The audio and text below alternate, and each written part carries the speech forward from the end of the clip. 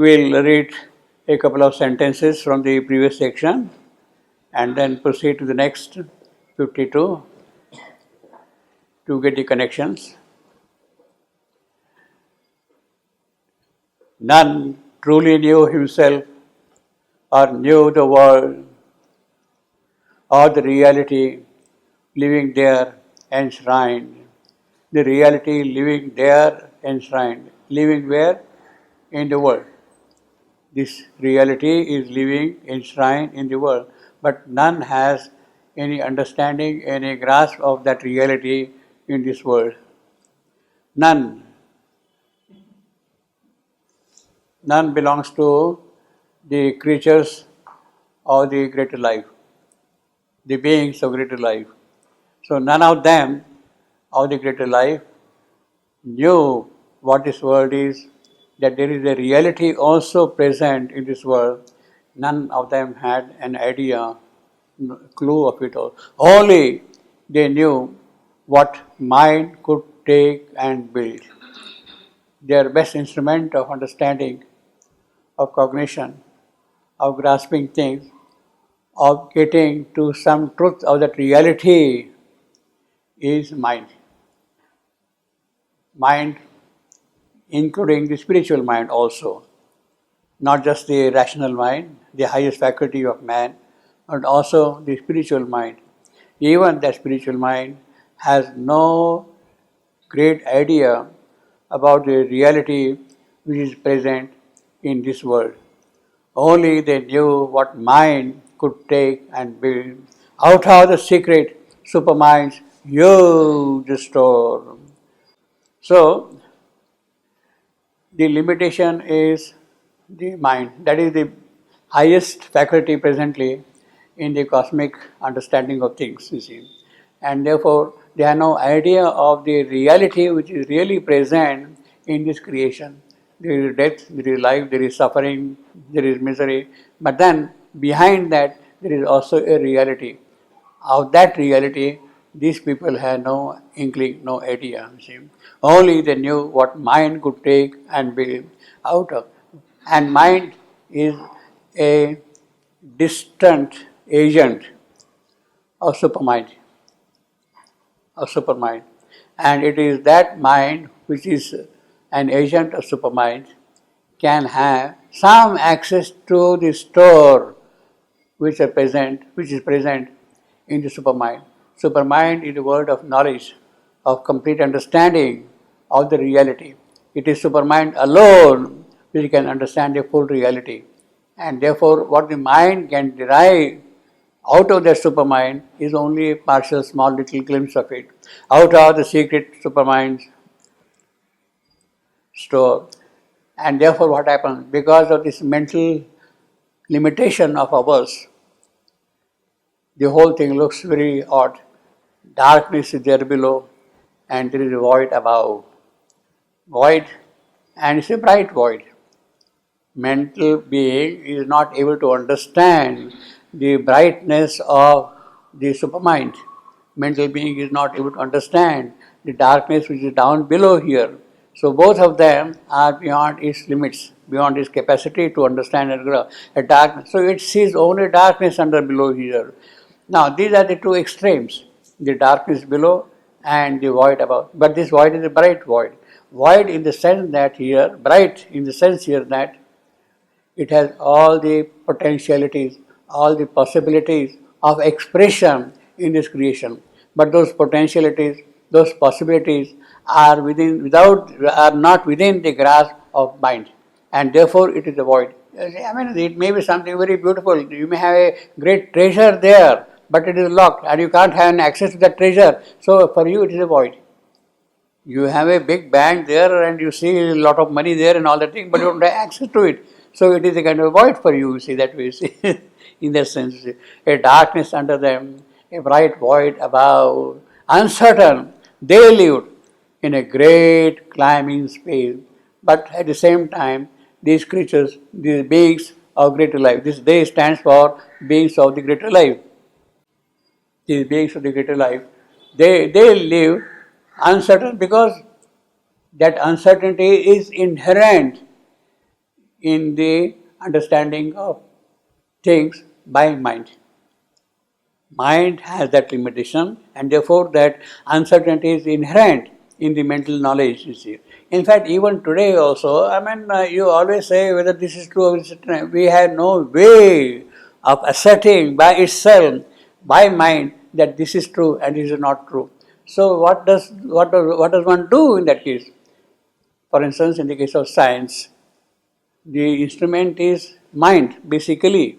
Maybe it's a very developed kind of a mind, but still it is mind. It is only by mind that you are understanding the physical nature, the world of science, you see. But then your criterion, whether what you have understood is correct or not, is the right thing or not, that mind cannot judge. What do you do then? You do experiment. You verify in the laboratory whether it is true. And then you confirm that your understanding of mind up to that point is correct. So the empirical knowledge needs that experimentation to get a degree of certainty. But that degree of certainty is also very limited in its scope, its dimensions, you see. Mind has a certain power, but mind cannot decide whether this is an electron or this is something or that is it cannot decide at all. You subject it to experiment and then verify something, you formulate your own mental rules and then check against those rules in the laboratory. So the empirical science in that sense is a great help to mind in fixing up all these parameters of understanding in that sense. So that way, that is the merit of empirical science, of physics, particularly physics, you see. You do not believe something. Now, when physics takes a chance, uncertainty, then it means that it is also unable to really go beyond mind. It has made certain kind of rules, all right, but then it is not able to penetrate into the mystery of matter, into the physical working of things like that, you see. Uncertain, they lived in a great climbing space, the hierarchy of worlds which are there, about the life, about mind also, that hierarchy, they still live in that thing, because by only mind you try, by mysteries, they explain a mystery. Yeah, really. That is also true for the case of science. You explain something by something which you don't understand. You see, you try to understand something, with that understanding you try to explain something which you don't understand. So that itself is a mystery. And therefore, the whole thing becomes a riddle. A riddling answer met the riddle of things. So that is the dilemma of this life. Because life is dependent entirely upon mind. Mind cannot produce anything better than a riddle, and the answer to the riddle is only a riddle. That is the problem, you see. By mysteries, they explained mystery. A riddling answer met the riddle of thing. As he moved in this ether of ambiguous life. Now, ambiguous because of that uncertainty, because of that riddle. He, of course, stands for Ashwapati. Ashwapati is exploring the regions of life, and as he is moving through this greater life, what does he say? He moved in this ether of ambiguous life, a very high status of life. Himself, he grew a riddle to himself. Now, while he is exploring life, he finds that he himself has become riddle, because he has completely identified himself with the greater life.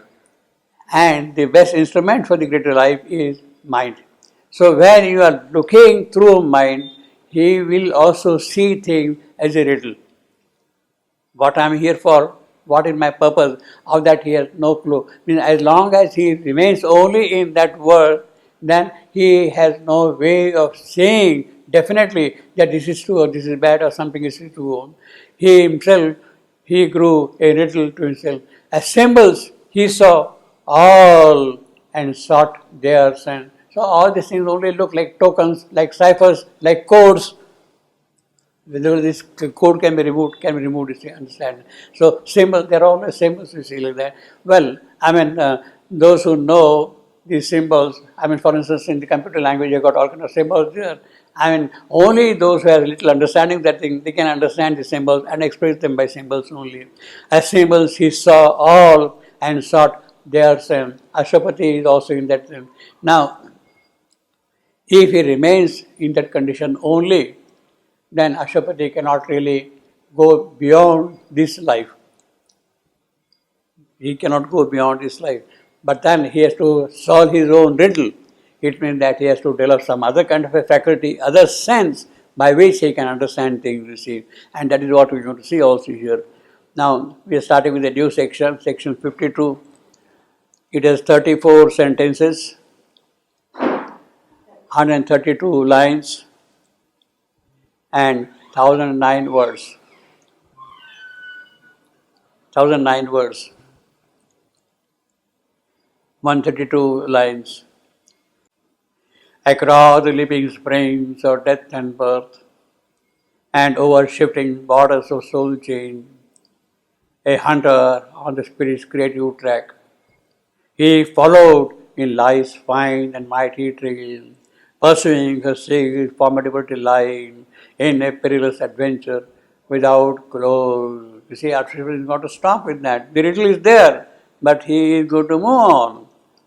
And this is the description of his new beginning. Across the leaping springs of death and life.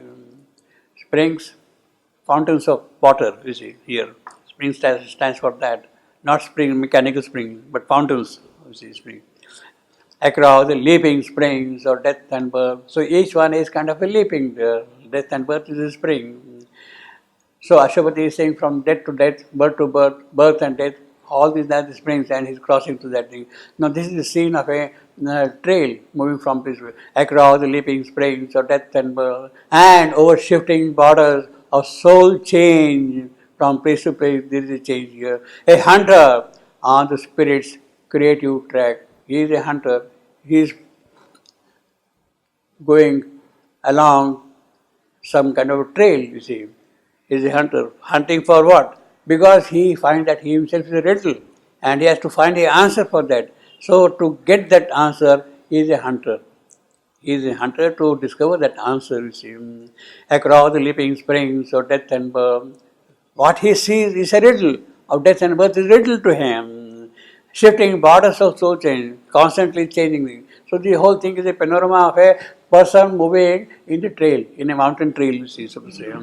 A hunter on the spirit's creative track. He followed in life's fine and mighty trail. So he is going to the details, into the minutiae of life to find out every bit of it. What is it? What is it? What is it? He followed in life's fine and mighty trail, pursuing her sealed formative light. You see, although he is a riddle to man, but he doesn't want to stop with that. He wants to find out what it is. There is a delight in his saying, but that delight is not kind of available to you. See, pursuing her sealed formative delight. She is pursuing the delight, but she is not aware of it, you see. In a perilous adventure without close, that adventure has no end, cannot terminate. And it's a perilous adventure. You don't know what kind of hazards are present in this trail. You are going through a shrub, mountain trail and all that thing. You don't know what is there ahead of you. What kind of dangers are present, what kind of beasts are present there. You have no idea of those things at all. Pursuing a single formative delight in a perilous adventure without close, without end, interminable. So his adventure. So although he is himself a riddle, he is not going to stop with that. He wants to find out what is that sheer delight by which life is driven. Sheer delight by which life is driven. He wants to find out that thing in a perilous adventure without clue. At first, no aim appeared in these large steps, in these last steps of his. What are the last steps? Life and death. They are big steps of things.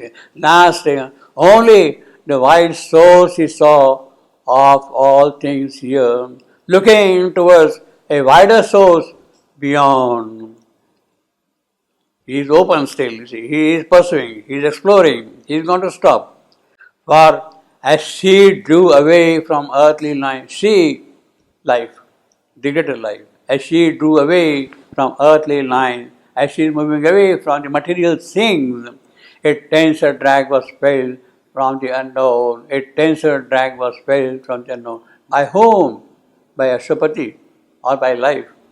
A tenser drag was felt from the unknown. Means it is she who is kind of driven Ashwapati is kind of pulled up. A higher context or delivering thought.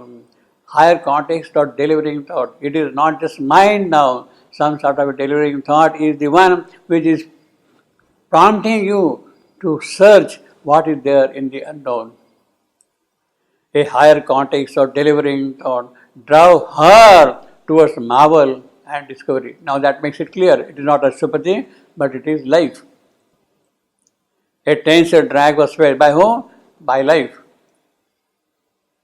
A higher context. She is here at this point, but she is a riddle also to herself. But she also feels a drag towards the unknown. Yes, let me find out that sealed delight which is there. She is trying to discover that sealed delight also is here. Draw her towards marvel and discovery. There came a high release from pettier cave. There came a high release from pettier cave. Small little ones, small little atoms, this is a kind of release from these things, you see.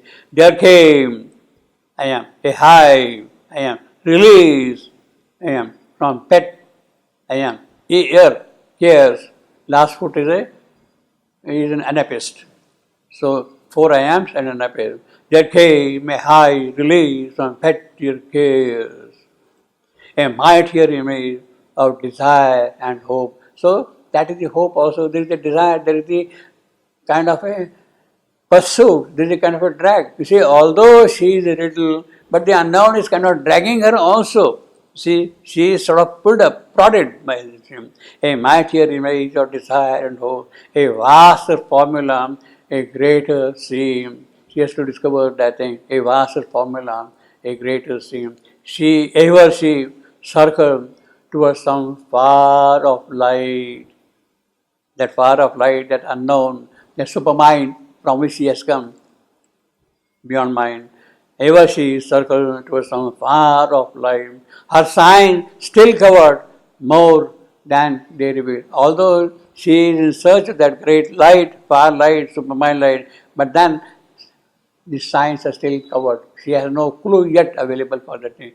Her signs still covered more than they reveal. Signs still covered more than they reveal. Yes, there is a little hope, but then you have some knowledge of it, but then the greater mystery is still locked within. That is not known to you. But tied to some immediate sight and will, means you have got the knowledge of the immediate. You have not the knowledge of the whole, you see, still you see. But tied to some immediate sight and will, they lost their support in the joy of youth. They, those creatures, those beings, you see, lost their support in the joy of youth, till stripped of their infinite meaning, they became a cipher gleaming with unreal sense. They themselves have become codes now. Cipher means code. Cipher means code. When you say decipher, means what you are doing? You are removing the code. You are deciphering, you are understanding, you see. Cipher is not understanding, you see. They lost their purpose in the joy of you, till stripped of their infinite meaning, they became a cipher gleaming with unreal sense. Armed with a magical and haunted bow, she aimed at a target kept invisible. Life is tracked by unknown, and she is still haunted. She is keeping an arrow and trying to hit the target, you see. She aimed at a target kept invisible. The target is not visible, but she is still aiming at it. And ever deemed remote, though always near. The target is really not very so far away, but then you have no understanding if it looks too far away from you. Ever deemed remote, you think that it is very far away, though always near. Actually, it's very close to you, but because you have no understanding, no grasp of things, it looks so far away from you. That is true for us also. As one who spells illumined characters, the key book of a crabbed magician text. So, the magician has his own text, his own formula, his own book also, you see. He scanned her subtle, tangled, weird. He is coming back to Ashwapati now. It is Ashwapati who is scanning the secret book, the magic text of her working. The keybook of a crabbed magician tale. He scanned her subtle, tangled, weird design, her life's weird design, and the screened, difficult theorem of her clues. He's trying to understand her clues. She is dragged with the unknown. She is not clear about the science he is seeing, but Ashwapati is trying to understand all that thing as one who spends illumined character. The keybook of a crabbed magician tale, crabbed pact, and the screened difficult theorem of her clue, traced in the monstrous sands of desert time, the thread beginnings of a titan world, the thread beginnings of a titan, monstrous sands of desert times. Now it's a kind of a desert because there is no object by which something can be gained without any fruit, without any tree. Trade, trace the monstrous sands because you walk in the sand, but then the markings go away immediately. They don't remain there. See, trace the monstrous sands of desert time, the thread beginnings of a titan world. Her titan world, really she has done great works. Watch her charade of action for some hint. Charade of action for some hint. He is watching, yes, she is speaking in charade. Charade means a word or a phrase or whatever it is, you break into syllables, and with each syllable you make signs like this. Like this, when you are, and then the person who is seeing those signs, he is supposed to decipher that what that word is. That is the charade, you see. And that what that word is, you see. Mean you make sign. And from that you are supposed to make meaning of that, you see. This is charade. Charade also means masquerade in a certain sense, you see. The thread beginnings of a titan worm, what's the charade of action for some hint. So from that charade, he wants to understand what that is really, you see. Really it is a charade because there is no full understanding of things. So what can you make of it, you see. In fact, what we are doing is also a charade. Even our science, our physics or whatever it be, it is still a charade. We are trying to get a glimpse of things. But then from the way in which she is speaking, the vowels she is throwing at you and the action she is making, the thread beginnings of her titan world, he is trying to catch a thread and see to what extent it is going to lead you where. You see. What we are talking about the greater life in Savitri, you see. What she is there, you see. Watch her charade of action for some hint. This is what the children play. The children play that game. They will utter a small word and make some action, and then the other party is supposed to understand what that action is. That is the charade, you see. We have played, no, charade? Do, ka. You see like that? We say like that. Watch the charade of action for some hint. Read the no gestures of a silhouette. No gesture of a silhouette. Her silhouette. First, it is a silhouette of life. Silhouette is a dark image of a person. You see, for instance, you have got a bright background and only project your face on the bright background, like a shadow. You can say, pardon me? Yeah, I will come. No, I will come to that. No gesture. Charade, silhouette first. Silhouette is a dark shadow. In fact, silhouette is a word which has come from French. In 1759, Monsieur Silhouette was the finance minister in the French government. Silhouette. But his actions of finance were so thin and small and all that thing. The whole thing looked like a kind of a black image to the people, you see. And therefore that silhouette word has become now a kind of a symbolism, that thing. So when you are casting your shadow on the wall or on the screen, that is a silhouette.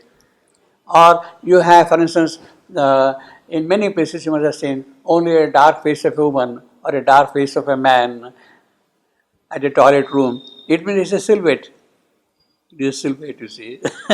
Many times I got to like that, you see, dark face of a man. So it is a silhouette of a man, showing that this is for men, this toilet room, this for women, like that, you see. That's what they do. Now, no gestures of a silhouette. So the silhouette itself is making a no gesture. No gesture, no is a capital here, and it actually means that he is referring to the language of communication which is very common in the Japanese people, among the Japanese people. Most of the time they communicate with gestures. Like that, you see. Come, come, come, go, go, go, like that, you see. By gesture. So that is the no gesture. So now no gesture is for them cross hand. No, no, no, no, no. Instead of saying no, you say like that. There is no gesture, you see. You say no, no gesture, you see. Or you say no, no, come, come, go, go, like that, you see. So these are the body languages which are very common among the Japanese people.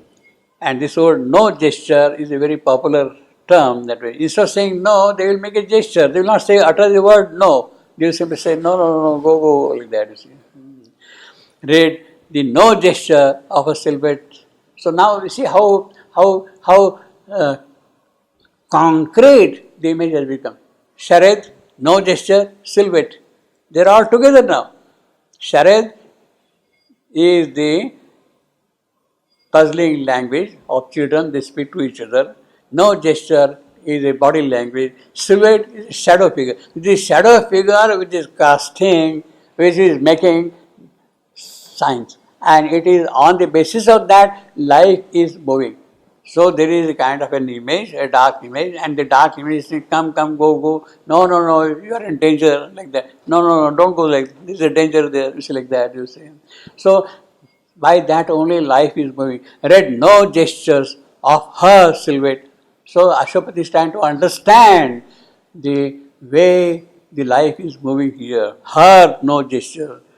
Read the no gestures of a silhouette and strove to capture in their burden drift, their burden drift of the silhouettes, their burden drift, the dance fantasy of a sequence escaping into rhythmic mystery, a glimmer of fugitive feet on fleeing soil, a glimmer of fugitive feet on fleeing soil.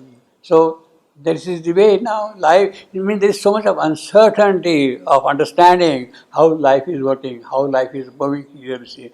Because the best instrument available for life at the moment is mind.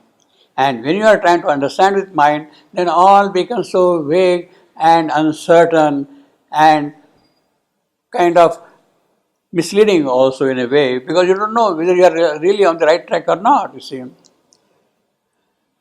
So in that sense, as I said earlier also, the physical science has at least found something very definite. It has found a certain way of asserting what it has understood by empirical rationalism. That is called the empirical rationalism. By saying, by conducting an experiment, you verify it is yes or no. Tomorrow your knowledge may change, your understanding may change, but today at least you are definite about what you have understood on the basis of experimental observation. So observation is the best thing. So metaphysics, you can keep on arguing endlessly. Metaphysical arguments are endless, you can keep on arguing. In fact, that is what people have been doing. And most of our arguments are metaphysical arguments which have no basis on any finite, rational understanding of things which work, which things are there. You don't have the dance fantasia of a sequence, escaping into rhythmic mystery, a glimmer of fugitive feet on fleeing soil. The soil itself is fleeing in the labyrinth pattern. So this is the way Ashwapati is. And Ashwapati was until now a riddle to himself, but he is trying to go through the trail by which life is moving from spring to spring in the labyrinth pattern of her thoughts and home and the byways of her intimate desire in the complex corners crowded with her dream. In the complex corners crowded with her dream. He is trying to see, she has got so many dreams. What are the dreams of life?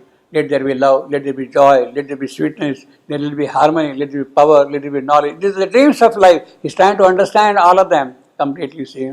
And the byways of her intimate desire, in the complex corners crowded with her dream, and rounds crossed by an intrigue of irrelevant round. Well, this is what is happening in life. Rounds crossed by rounds, it seems. A wanderer straying amid fugitive sea, he lost its signs and chase, each failing gaze. Chase and chase each failing gaze. You see, he is trying to catch the hint, the charade, the Swiss, no gesture, he is trying to catch it, but that is also being missed, you see. Ever he met keywords, ignorant of their key. What that key, see, you are given a certain clue, but then what that clue is, of that you have no knowledge, you are ignorant of that. Ever he met keywords, ignorant of their key. What is the significance of those things? He has no understanding of that, no clue of that, no grip of things over that, you see. A sun that has dazzled its own eye of sight. A sun that dazzled its own eye of sight. What an image. A sun dazzled its own eye. What an image. You see, I mean, our eyes don't dazzle ourselves by themselves, you see. But then here is the sun. Means here, what is the sun here? The sun here is at the base your knowledge, your way of understanding things through mind. Mind is your sun, and that mind itself is dazzled by what it sees. Mind is not able to understand what it is really seeing things at all, it's completely seeing. Mind itself is not unable to do that thing. A sun that dazzles its own eye of sight, a luminous enigma, brilliant hood, lit the dense purple barrier of thought sky, lit the dense purple barrier of, so it is that sun which is trying to lit the barriers of thought, you see, completely, the mental being. A dim last trance showed to the night her star. What a beautiful image. A dim last trance showed to the night her star. Night is not aware of it, but a dim last star. Trance is there, kind of music is there, understanding is there, depth understanding. A dim, I am, last trance, spondy, showed to Trocky, the night, I am, her stars, and I am. The line is very simple, but see the rhythm. A dim, last trance, suddenly last trance acquires a power, you see. Last trance, spondy, use that strength.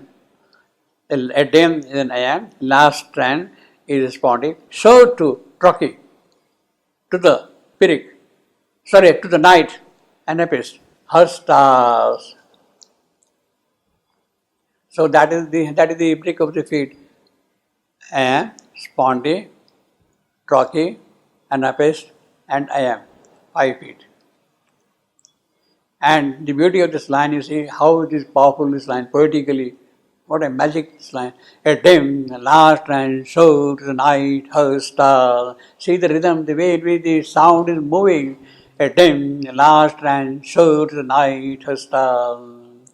It's the rhythm, that's the poetry, that is the beauty of line, that is the real thing, what you have to understand. Not the thought, but the rhythm, the way in which the words are moving, the way in which the sound is flowing. It is that which is more important than the thought content in this line, you see.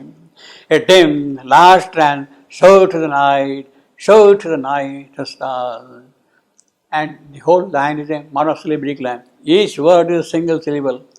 Dim, last, trance, show to the night, her stars. You see, a kind of hammering into you, you see, sort of hammering into you. See. A dim, last, trance, show to the night, her stars.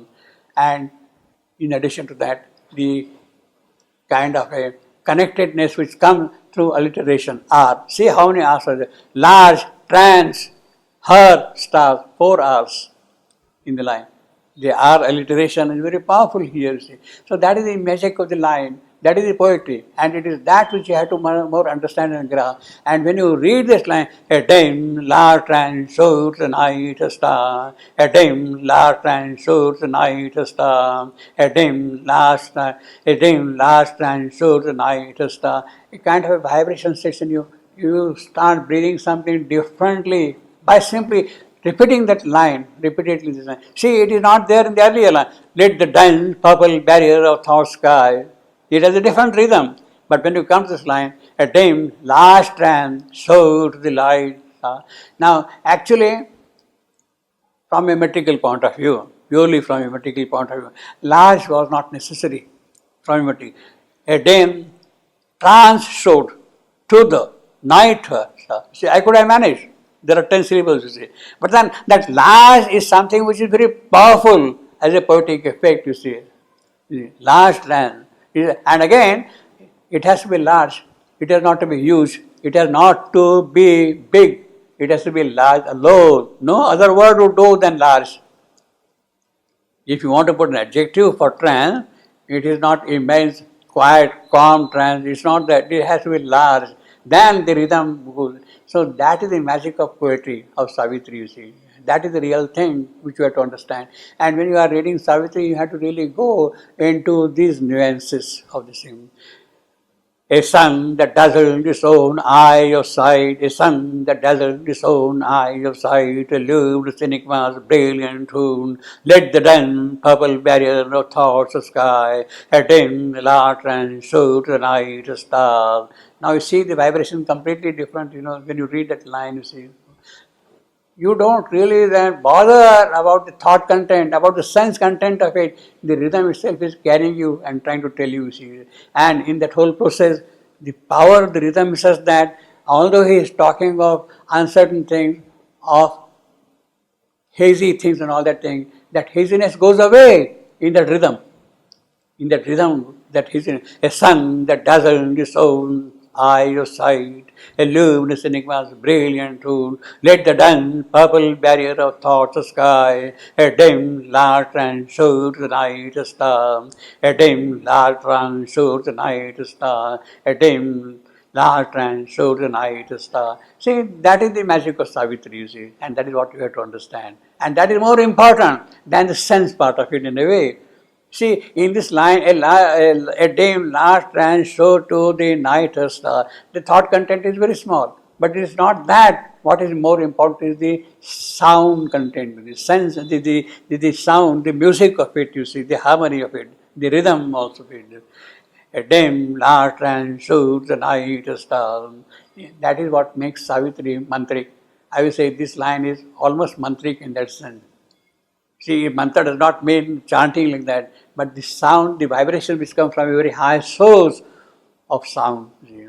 A dim light and show the night a star, as if sitting near an open window's gap, an open window's gap, window's gap, as if sitting near an open window's gap. He read by lightning flash on crowding flash chapters of her metaphysical romance, chapters of her metaphysical romance, her life's metaphysical romance. What is metaphysical romance? What is metaphysics? What is the raison d'etre? What is the purpose? What she is aiming at? Romance. Romance not in the ordinary sense. Romance means basically a grand, majestic, beautiful narrative. In fact, romance had that connotation. Romance not in the sense of the fiction as we understand. In fact, I got a list of words for this romance. Yeah. I made a list of some of these things. Metaphysical romance, adventurous story, heroic exploits, soul's search for lost reality, soul's search for lost reality. That is romance. Romance not we understand, the way in which we commonly understand is see. Adventurous story, heroic exploits, soul's search for lost reality. That is the metaphysical romance. She is looking for something. That is, and it's an adventure. Chapters of her metaphysical romance. It's a book now, you see, of the soul's search for lost reality. That is what we are seeing now, for lost reality. And her fictions drawn from spirit's authentic fact look to us fiction, but they are actually drawn from the spirit itself. So there is a kind of an authenticity in what she is telling. Now we talk of mythology. We dismiss them as mythology or fictions or imagination, but then there is a kind of a reality in them that we don't understand. And Greek mythology or Indian mythology, there is a reality of a different level, of a different kind. There is an occult truth behind them. and we have to grasp that thing, you see. That is, we dismiss as fiction, but it is not really fiction. It is a truth at a different level. For us, it appears as a fiction here. And her fiction drawn from spirit's authentic fan, her caprices and conceits and meanings locked, her rash, unseizable phrase and misread term. This is her metaphysical romance, you see. These are the examples of her metaphysical romance, you see. So search for lost reality. Fiction drawn from spirit's authentic fact. Caprices and meanings locked. Rash, seizable freaks and misread term. These are the aspects of her metaphysical romance. He has given some examples here. He simply does not leave the description only with the chapters of her metaphysical romance. It does not stop with that. He gives certain examples also to elucidate what are those aspects of romance, you see. In fact, that is the kind of an elaboration which you see always in Savitri. You make a certain statement, but then you also give certain illustrations of that, and that gives you kind of a fullness to the whole picture, you see. Of the soul's search for lost reality and a fiction drawn from spirit's authentic fact, her caprices and conceits and meanings logged, her rash, unseizable phrase and mystery term, the magnificent wrappings of a secrecy. This is also a part of the romance. Magnificent wrappings of a secrecy. The secrecy is already there, but that secrecy is again wrapped, you see. That fold her desirable body out of sight. See? I mean, you can, because she is wrapping herself in that thing, you can't see her body. It has become aware, it has gone out of sight, you see. The magnificent wrappings of a secrecy that fold a desirable body out of sight. The strange, significant form woven on her robe, forms woven on her robe, her manifold outlines of the souls of things. He saw the false transparencies of thought hue, her rich buckets with image fancy sewn, and mutable man and broidery of disguise. So she is a woman, she is putting a certain robe, and there are designs, there are colors, there are paintings and whatnot. And Ashwapati is trying to read all those things, and behind them he is trying to understand a thing. The magnificent wrappings of a secrecy, he is trying to understand those secrecies which are there behind, see, that fold her desirable body out of sight, the strange, significant forms woven on her robe. He's trying to understand what those forms are there. Nowadays we have got all kind of logos on our clothes, you see. But he's trying to understand what that logo means, you see. Her manifold outlines of the souls of them. He saw her false transparencies of thought hue. Yes, but actually she thinks that it is transparent, but it is not for him. There is something beyond that. You see, because that is why it is a riddle to herself. But for him, he is seeing behind that riddle something also.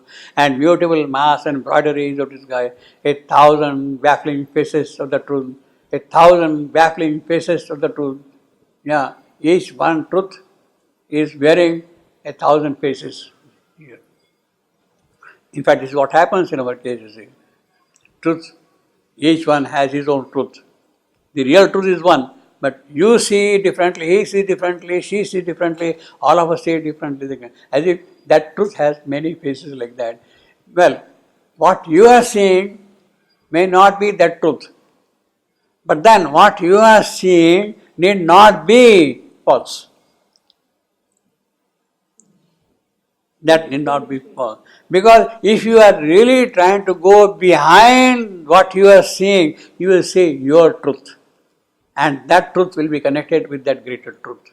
Each individual has his own truth to see in things. I see something here, you see something here, he sees something here.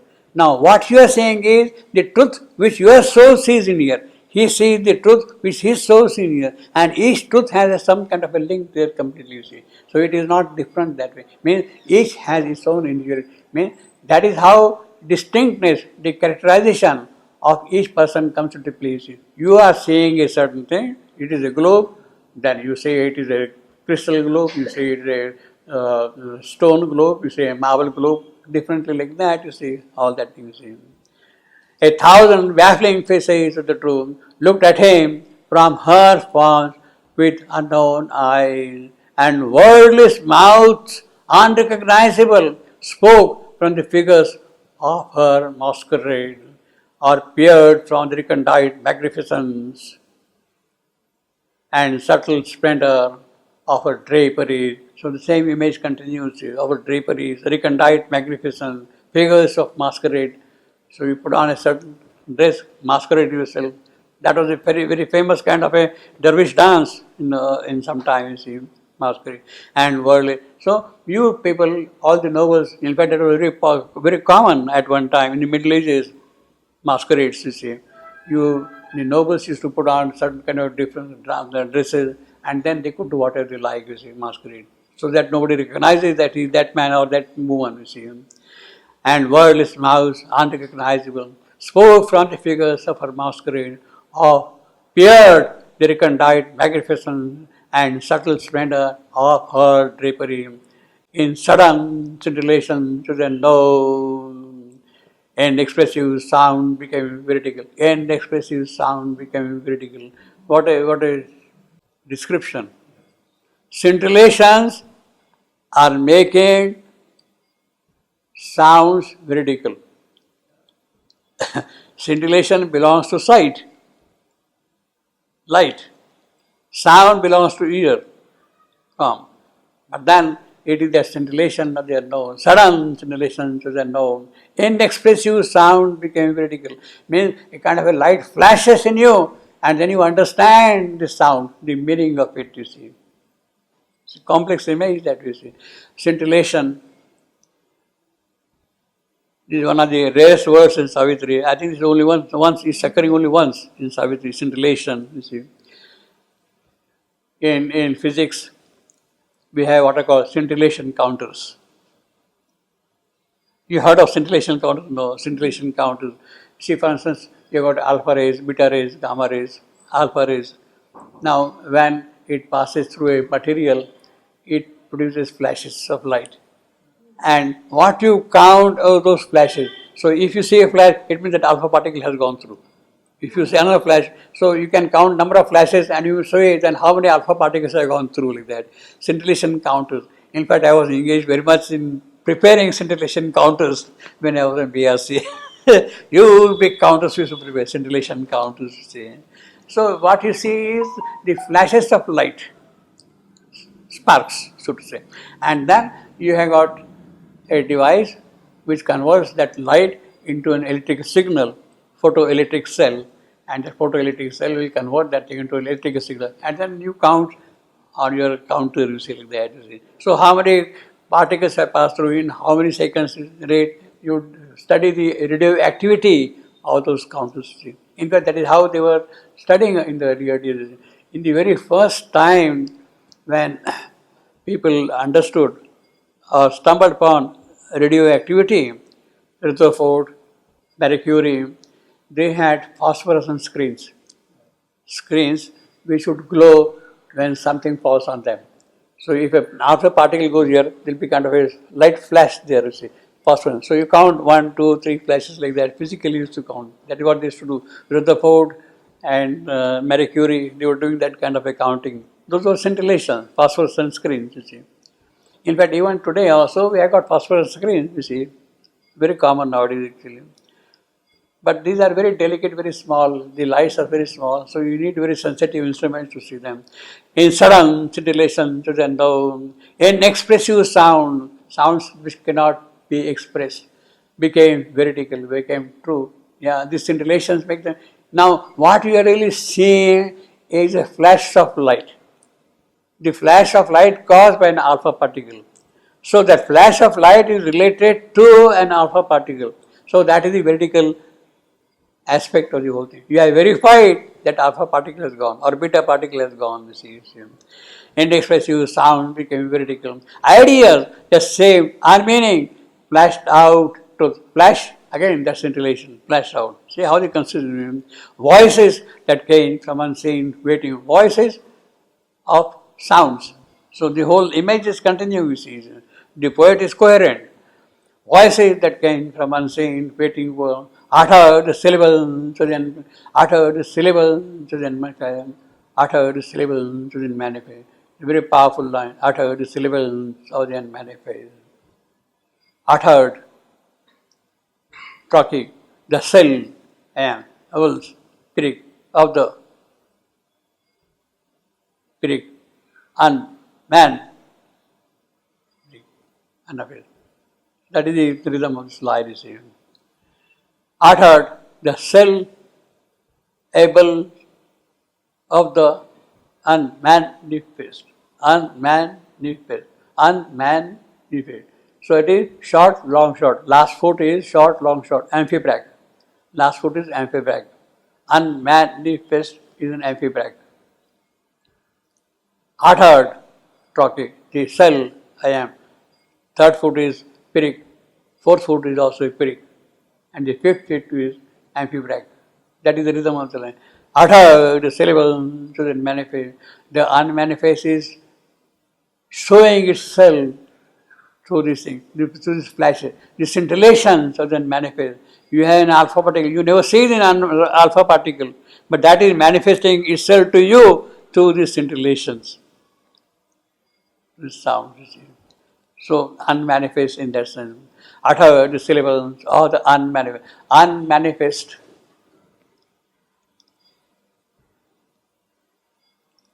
Which means that it can come into manifestation. Unmanifest means which can come into manifestation. Non-manifest is something which will not come into manifestation. The absolute is a non-manifest. The absolute is a non-manifest. What comes into manifest, Satchidananda, for us, is unmanifest.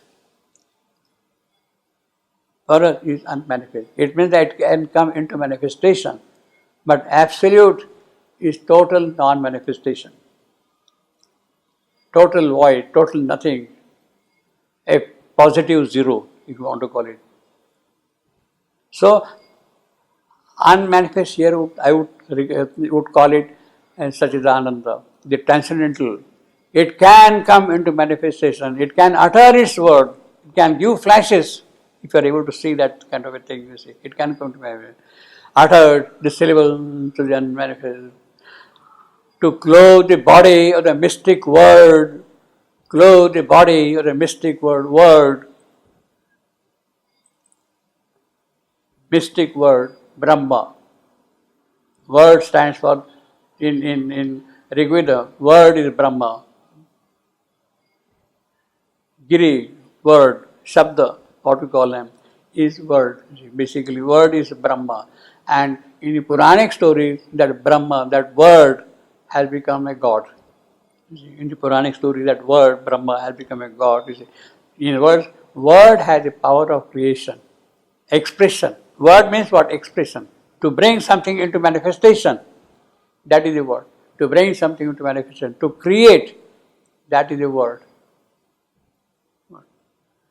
To clothe the body of the mystic world and visual diagram to the occult law, sail from some precise unreadable harmony, or use the hue and figure to reconstitute the herald blazon of time, secret thing, the herald blazon of time, secret thing, the herald blazon, coat of arms, blazon, coat of arms. You have got symbols there on the coat of arms. Herald, they say something, display something. Coat of arms, basically coat of time, secret thing. May they wear the coat of arms and move.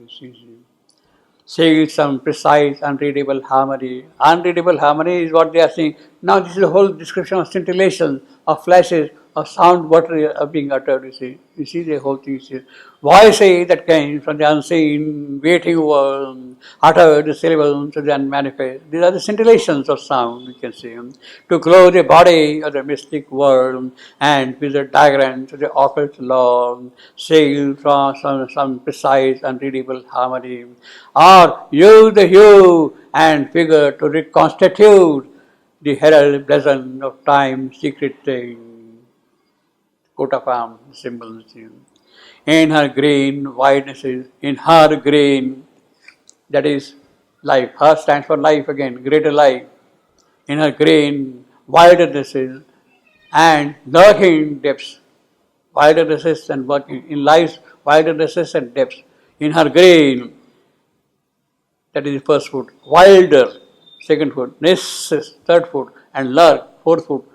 King, depths.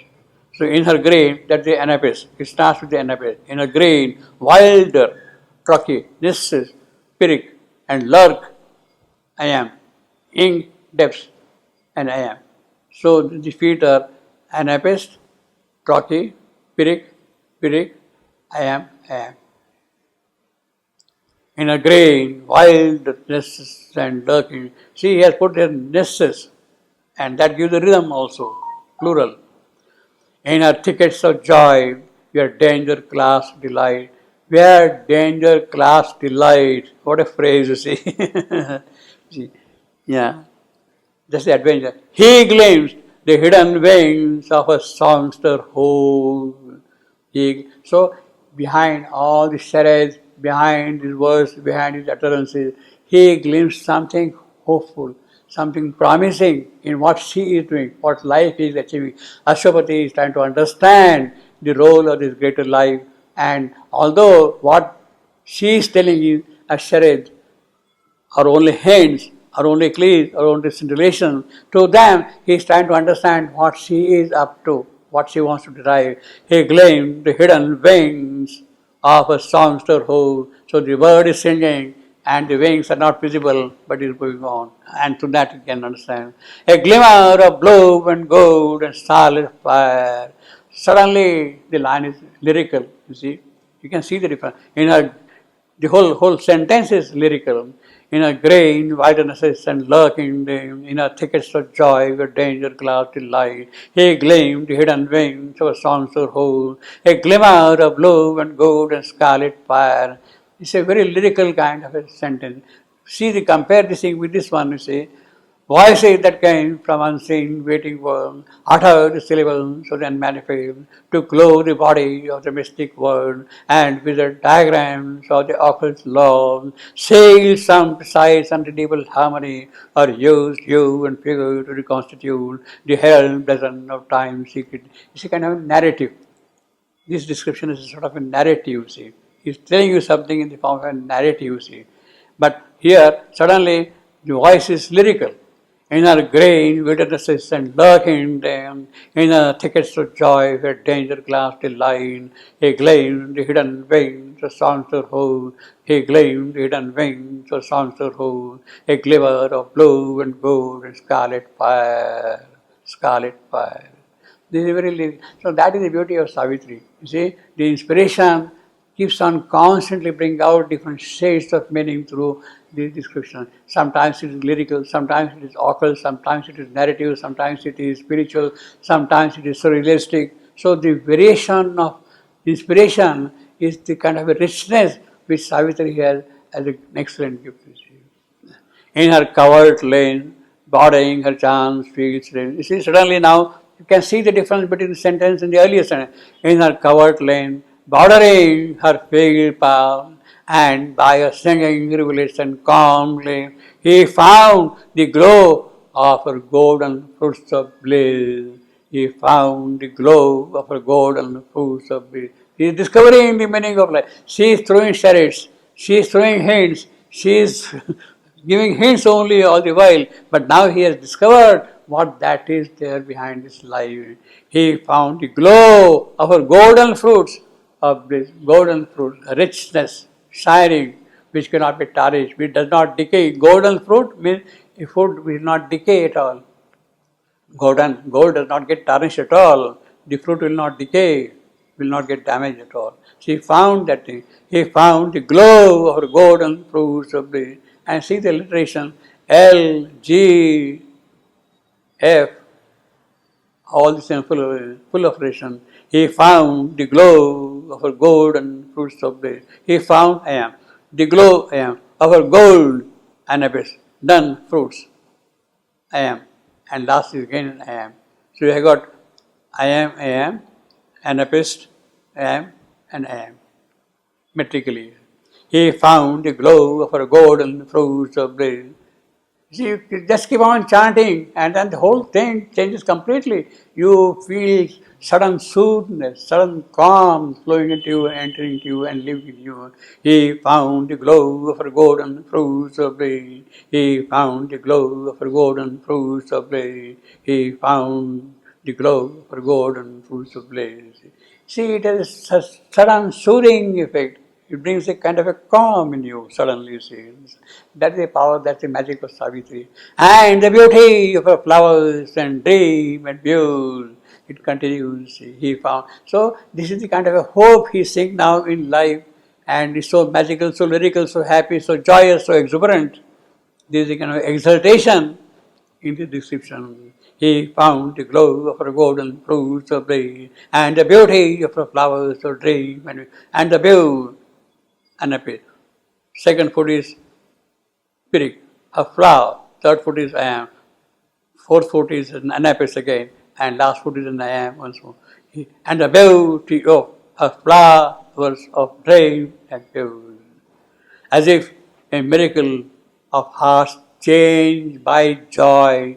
He watched the alchemist's radiance of her sun. Alchemist's radiance of her sun. A transmutation has taken place in him.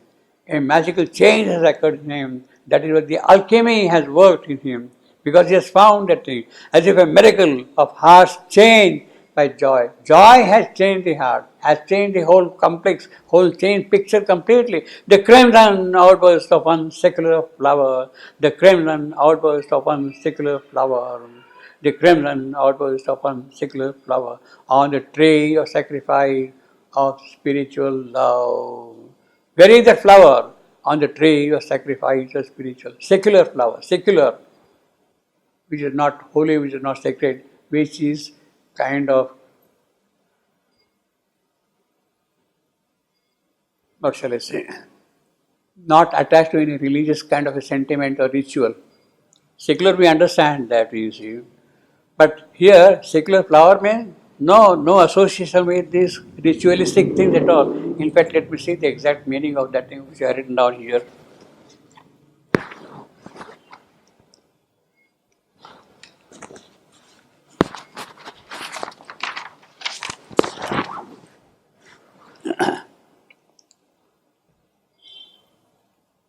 He found the glow of her golden fruits of bliss. FGLN, so many alliterations. Yeah. Secular, of or pertaining to worldly things. Pertaining to worldly things. Secular means pertaining to worldly things. Not religious, not spiritual, not sacred. Worldly, concrete things. See, whatever we do daily in that sense, you see. Secular flower. In other words, even in what is common, diurnal, routine for us, even in that, he found a crimson outburst.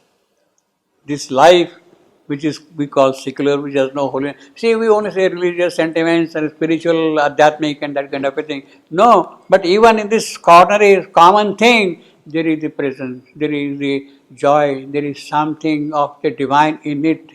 And it is that which you have to discover.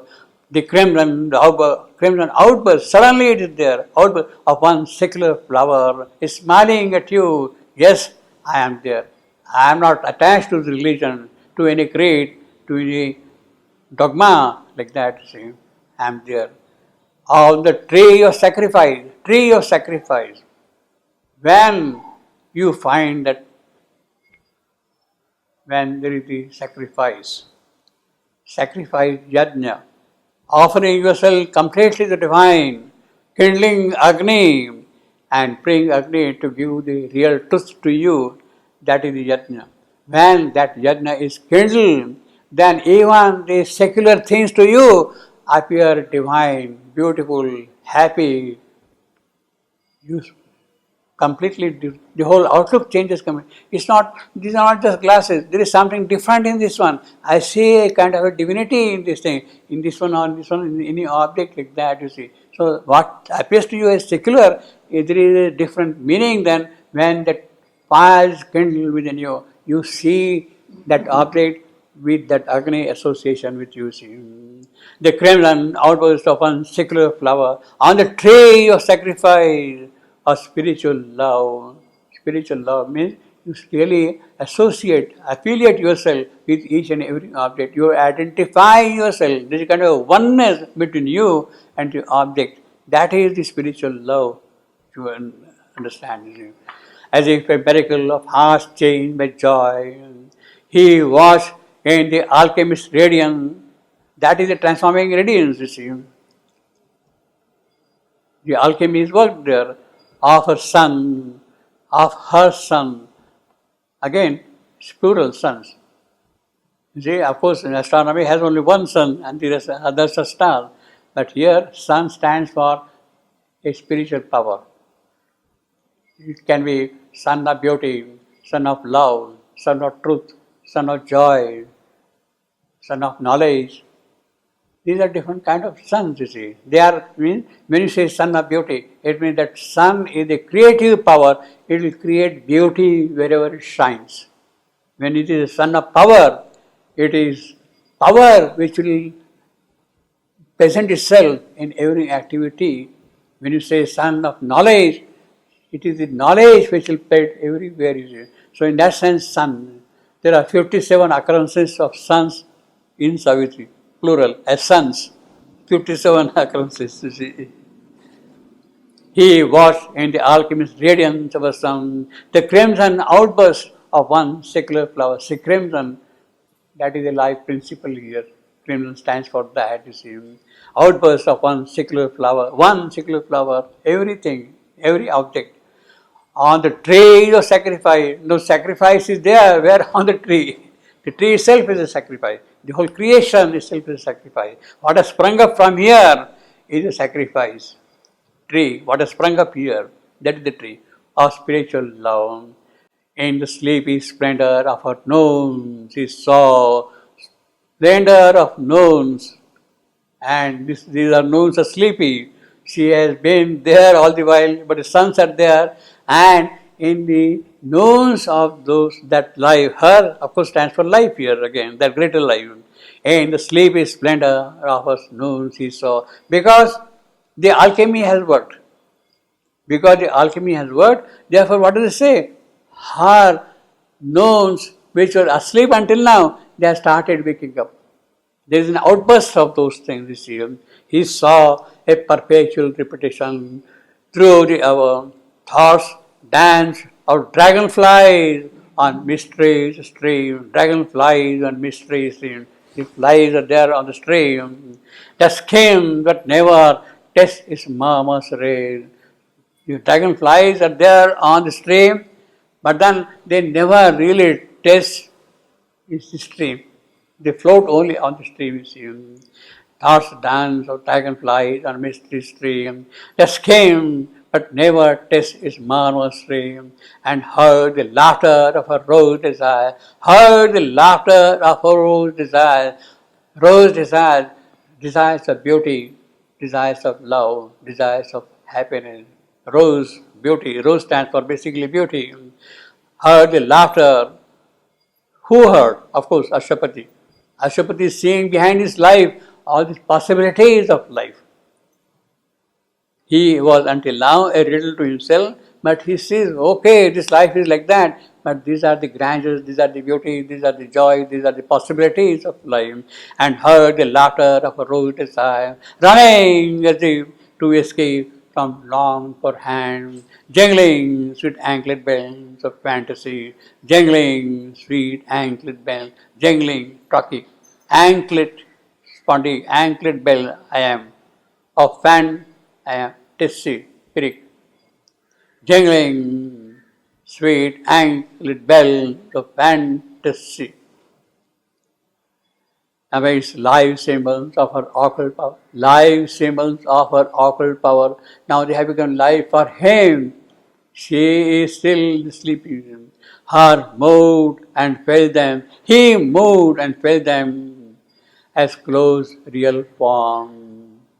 In that life, more concrete than the lives of men. Well, what we call our life is really nothing compared to that kind of. It is more concrete, more solid, more sure, more certain also than our life.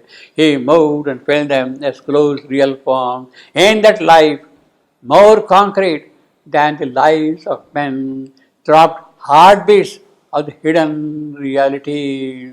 Well, what it means is that in that life, he hears the heartbeats of reality. In that life, with that crimson bus and all that thing, that greater life, he hears the heartbeats of reality actually, which are not present in us. Our heart beats, but it is not the heartbeat of a reality in us. You see. We are bound by our prakriti, by our nature, by the way in which we have grown up here until now. You see, all kind of ambitions are there, all kind of desires are there, all kind of stupidities are there in us, and our heartbeats are loaded with them. Our heartbeats are completely, we don't understand them, see, but they are loaded with these things, you see, with ambition, jealousy, hatred, inertia, tamas, irrationalism, all these things are there in our heartbeat, you see. But here what he sees, that life is not those kind of heartbeats. They are the heartbeats of love, of beauty, of joy. That is what he is hearing them, you see. In that life, more concrete than he lives. That is why it is a greater life. That is why he is living in a greater life now. That greater life has to come and live in us. Trapped heartbeats or the hidden heartbeats. Normally, it is a single word, heartbeats. It's not heartbeats without hyphen. Heartbeats is without hyphen. But here, see, there is a kind of a magic by splitting that thing. When you hang out this thing as a compound, heartbeats, then it has a different meaning. Throbbed heart, spotting, beats of, trucky, the head, I am, and reality, hidden reality. It's a complex line that way. Self-framed,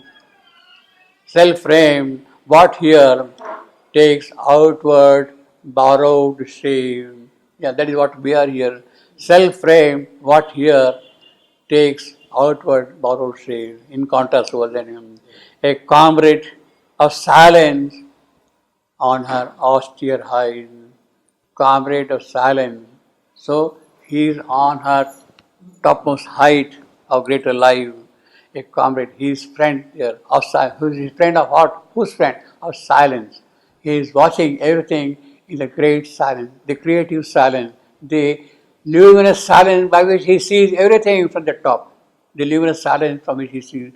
Her austere height, very difficult to climb, very steep climb. He is moving on her austere height, accepted by a mighty loneliness. He stood with her on meditating being. He is standing on the side on the meditating, musing them, what this is all for. You see. He has seen the beauty, the golden fruits of bliss. He has tasted here. The tree of sacrifice is offering the yajna. And then he says, he stood with her on meditating being, where life and being are a sacrament offered to the reality beyond. Life and being are a sacrament. Sacrament. Now, is a gift. Sacrament is a gift. Sacrament, holy sacrament, is a grace. The Last Supper is a grace. Last Supper of Christ is a grace which is given to him. See, where there is a union of bread and wine, the flesh and body, they unite together. So there is a clear reference to that aspect of the Last Supper here, Christ's last. He stood with her on meditating, where life and being are a sacrament. Instead of saying flesh and blood, wine and bread, he says life and being are a sacrament. They have a kind of a union together, you see. The being, the sacramental being, the higher being, and life which is here, they are kind of a grace to us. Offered to the reality beyond, they are now given and offering to reality itself. And saw her lose into infinity.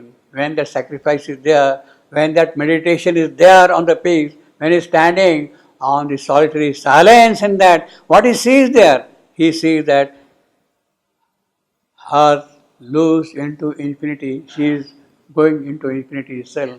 Life is reaching the infinite source of her.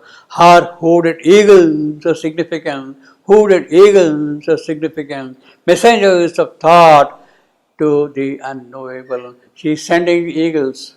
Where? To the unknowable. Unknowable, who cannot be known at all, who is unapproachable, who is the absolute. He is life. Now, on standing on that peak of silence, Ashwati sees that this life is sending something to the unknowable. Ashwati sees that something is being sent to the unknowable. Who? Eagles of significance. They are carrying some aspects of message from this life. Yes, yes, yes. We are waiting for you to come here and do something for us. That is the aspect of life which is coming here. You know.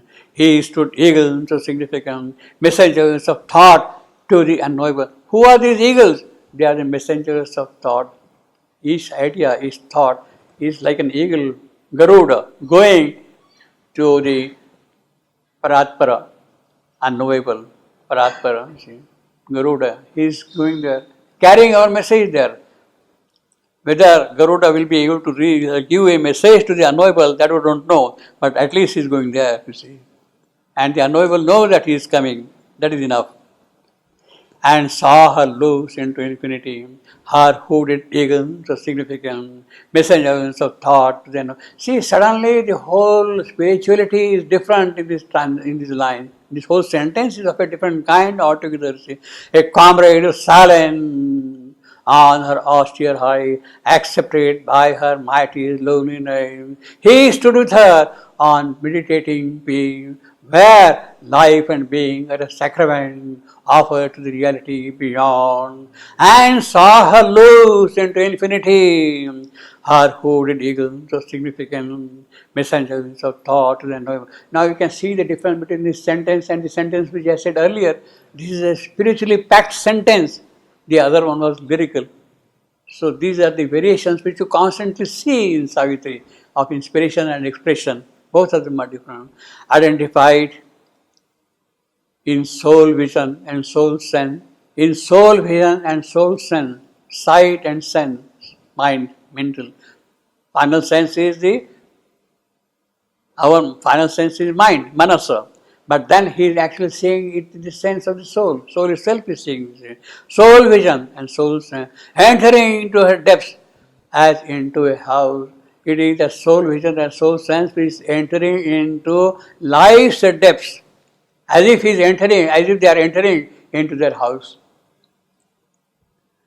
All he became, that she was or longed to be. She was at one time. So Ashwapati is saying where from life had come, what she was there. So by standing on that peak of silence, he sees that what life is there and he is entering into that thing. And he thought his thought. All became that she was at one time or longed to be. Now she is here, fallen into this creation and she is longing to be that again. So in one sentence he has said, she has come from there. Now from here, she is trying to go up there. And Ashwapati sees that that is a possibility. All he became that she was or longed to be. He thought with her thoughts, because she is seeing that thing, that longing there, and journeyed with her steps. The way she has to go here, lived the breath and scanned all with her eyes, that he might learn the secret of her soul. It is only by complete identification of life that you understand what life is trying to achieve. By identifying himself completely with life, then he understands what life is. It is not your understanding you are imposing on life, but it is the understanding of life itself. From within, you are seeing what she is attempting, what she longed for. A witness, overmastered by his zeal, he admired a splendid front of pomp and play. He is a witness, he is seeing all the things, but he is mastered by the happenings around here. A witness, overmastered by his zeal, he admired her splendid front of pomp and play, and marvels of a rich and delicate crown That is the glory of greater life. You see, he sees what life is. She has come for the unknowable. She is sending her eagle thought to the unknowable. And she wants to long for that kind of thing again, you see. And a marvel so rich and delicate and thrill to the insistence of her cry. That is the complete identification of Ashwapati with his greater life, with the soul of this greater life, what the soul wants to achieve in his creation, and thrill to the insistence of her cry. Impassioned, he bore the sorceries of her mind, felt laid on him her abrupt mysterious will, felt on felt laid on him, she has laid on him what? Her abrupt mysterious, her will, she has laid on him. Her hands that need fade in their violent grasp, her touch that moves, her powers that seize and try. That is what he is doing. But this too he saw. Well, this is what he's seeing, but what he's seeing also something different in life. Ashwapati is saying both the aspects of life. This is the glory of life, what she is longing for, where she wants to go, where she is sending her eagles of thought, that is one. But there is the other aspect also. But this too he saw. What? Her soul that wept within. Life has come here, and the life is crying here. I am here in this miserable condition at the moment. In this inconscient world I am here. I am not able to do what I wish to do here. My wish, my desire, my will is here, but I am not able to accomplish that thing here. Therefore she is weeping within constantly. Because she has, prana has entered into anna. That is the Upanishadic phrase. Prana, life, has entered into anna, matter. Life has entered into matter. And when life has entered into matter, she is constrained, she is confined, she is limited by the aspects of mind, of matter. And therefore she cannot do what she wants. And therefore she is weeping. I am locked now in matter. And I have no way of coming out of it. Prana is in the anna, and therefore I cannot do what I want to do here. And therefore her soul that get within wept, you see. Her seekings vain that clutch at fleeing truth. Her hopes whose somber gaze mates with despair. The passion and possessed her longing limb. The troubled and rapture of a yearning breath. The troubled and rapture of a yearning breath. So the picture of her weeping life, you see. Her mind that toils unsatisfied with fruit. Her mind that she is seeing there the golden fruits, but now here in matter, in anna, her mind that toils unsatisfied with its fruit. Her heart that captures not the one beloved. Always he met a veiled and seeking fool. Always he, Ashwapati, met veiled and seeking fool. This O stands for life again. She is veiled, she is seeking because she is locked in matter. She is locked in anna. Prana is locked in anna and therefore is not able to see what she has to do really. She wants to get out of it. So Ashwapati has to find out what could be the way of bringing life out of this matter, that she really gets what she longs for. She is in matter, but she is longing for something, but she is not able to get it. So Ashwapati's concern is how to help this life to get what she really is longing for. Prana is anna, but prana is willing to have jnana, to jnana, ananda, all those things. The prana wants that thing, but is unable to do it. So Ashwapati's concern is how to bring that to her. Always she met a vague and seeking for an exiled goddess building mimic heaven. So she is building here great things, all right, but she is an exiled god. Exiled, she has come out here. She is an avatar, and the avatar has to go and live in a forest. He is an exiled avatar. You see, that's what happens in the case of Rama. She is an exile. She comes from Sachidananda. She belongs to Sachidananda, this greater life, but she has now entered into matter here, and therefore she is an exiled goddess in matter. She is an exiled goddess in matter. God is building, mimicking. So what does she do? She builds beautiful things, great things, all things, but they are mimics. They are not real things. A sphinx whose eyes look up to a hidden sun. She's a spring, she's a riddle, she's looking at standing. Always they made a veiled and seeking fool, an exiled goddess building mimic heaven. A Sphinx whose eyes look up to hidden sun. Sphinx, the word Sphinx occurs how many times? Let me see. In Savitri, Sphinx occurs 4 times. 1, 2, 3, 4. 52.23, 78.24, 89.29, and 108.18. 4 times. The word Sphinx. The riddle Sphinx.